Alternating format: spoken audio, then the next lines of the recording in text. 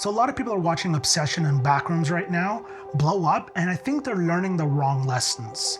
And I think those lessons will cost filmmakers years of their lives. So I'm not guessing here. In September of 2023, I directed my first feature film. It's a sci-fi, slow burn thriller, and that's exactly where I am right now. In those conversations with distributors, programmers, filmmakers, sales agents, and I feel like I've made a lot of those mistakes. And the part that I'm at, it's the part that no one really prepares you for. So over the next couple of minutes, I really want to cover the wrong lessons people are learning, why it's so easy to believe in those lessons, and the real opportunity that you can really learn from these films. So like I said, in September 2023, I directed my first feature. It's a sci-fi, slow burn, dramatic thriller. It's about two brothers being chased by a relentless hunter as they try to find a refuge. The part that no one really talks about is you spend your entire life learning how to make films. It's a really complex art form with multiple different layers, multiple different aspects, multiple different art forms inside the art form, and you finally build up to the point that you've been dreaming of this entire time. You make yourself a feature, and you feel like that's where your career is gonna really launch. And you get to that point, you make your feature, and you realize you're looking down a cliff, and no one's really taught you how to get past this point. And now you're just confused because now this is a completely new terrain. But here you are, you're living the dream. You made yourself a feature film, but no one's really told you what to do now. Are you supposed to just submit your film on Film Freeway to a bunch of festivals, hope that you get into a couple of them, hope that a distributor watches them, hope that a distributor reaches out, hope that the contract is somewhat okay, that you can maybe make a little bit of money, maybe you can make another feature. A lot of hoping. I spent so much time learning how to make a feature that when I got here, I kind of just looked down the cliff and I'm like, what am I supposed to do now? Where am I supposed to go? I feel like everything just came from a process that felt so much in my control to now a process that's so out of my control. So that's where I started to think about this topic as a whole. How do other filmmakers deal with it? Is there a way to do this better? Is there a way I could have prepared myself better? That's where I am right now. Film's finished. It's actually gotten quite decent response from a lot of filmmakers that we've shown it to. We've talked to some early distributors, some early sales agents, and that's really where the phenomenon of Backrooms and Obsession came. The advice that you'll hear right now, the advice that even if you don't hear it, you can feel it in the room, is people are seeing YouTubers be successful, and the idea is go make your shorts, post them on YouTube, the industry will find you. If you tell your story in your own unique voice, the industry will find you. The cavalry, like Mark Duplass said, is coming. And their proof is right there. They're like, go look, Backrooms, Obsession, filmmakers that told their story, found their unique voice, and distributors found them. Their films are blowing up. And that's the part where I really want you to just slow down a little bit, because it is true what they're saying, but it's not really like a plan. You see, getting discovered is a reality. It can happen, but you can't plan your entire life around being an exception. When you organize your entire life around the idea of being discovered, you're handing the most important part of your career to someone else. And then you wait, and wait, and wait. The industry is quite comfortable with you waiting, not because they're plotting against you, but because they have no reason to teach you how to progress. The first part is correct, I think. Make your shorts, make them cheap, post them on YouTube, build your audience. But you build it to the point where if an offer does come, if A24, if Neon, if any one of these companies come knocking on your door and they give you an offer you can't refuse, you take that offer. But you also build it so that if the offer never comes, you've built yourself a platform so that you have the ability to pivot. A case study that I'd recommend for you guys to go study is Hundreds of Beavers. The film is a slapstick comedy. It has a budget of $150K and it made $1.5 million.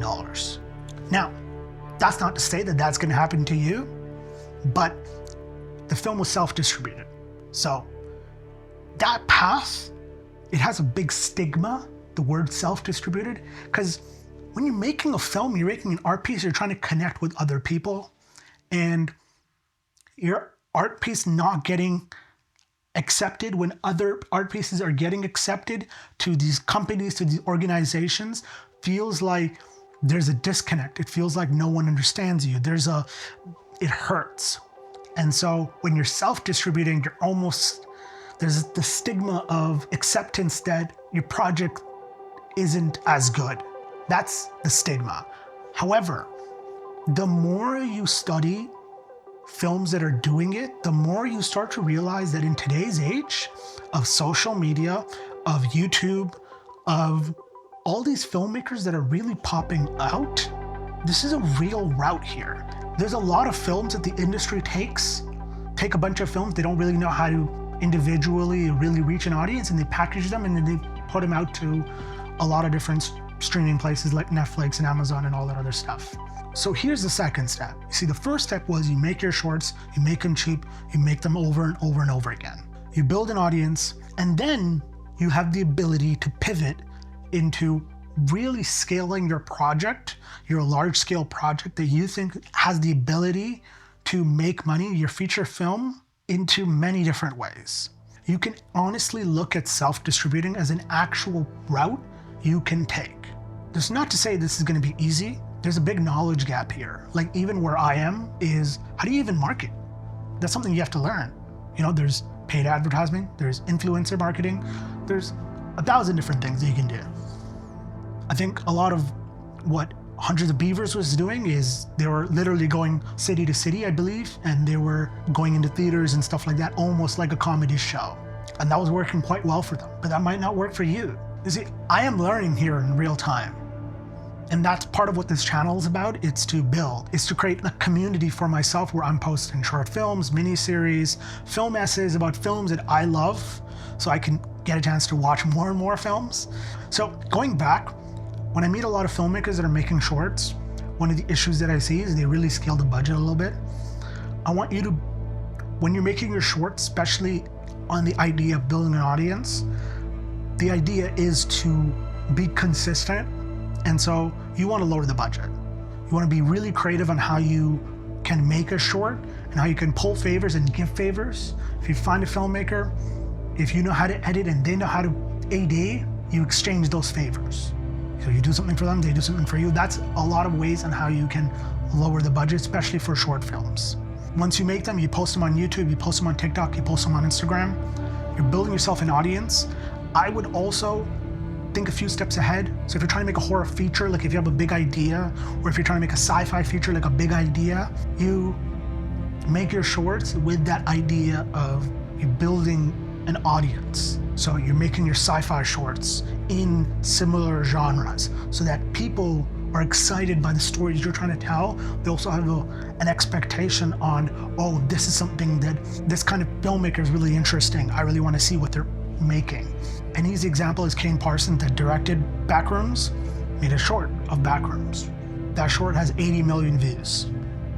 That's not to say that if A24 didn't come, he would open at 100 million, but I think that if he made a feature, well, even without A24, I think it still would have done pretty well. It might not have opened to 100 million, but I think it would have done quite well. I want to reiterate, this is not to say that distributors are off the table. The distributor here is the cavalry. And like Mark Duplass says, the cavalry isn't coming. I want to pitch you to direct a movie. The cavalry's coming. It's coming. Cavalry's probably not coming. I'm just going to be honest with you. But hey, if they came, all the merrier. So if you want to follow Midnight Dreamers as it goes through festivals, distributors, you know, trailer posting and all that other fun stuff, we're creating an email list. Part of the reason is to get a lot of people that are interested in the feature there, one place. The trailer is going to go there early as well. Any content, any lessons that I learned through the process is going to be really going there. I don't really want the YouTube channel to be about a lot of that stuff. A lot of here and more. I'm going to probably start posting shorts and stuff. I have a couple of shorts planned for this year, so heads up. But yeah, thank you guys for watching. See you guys next time. Later.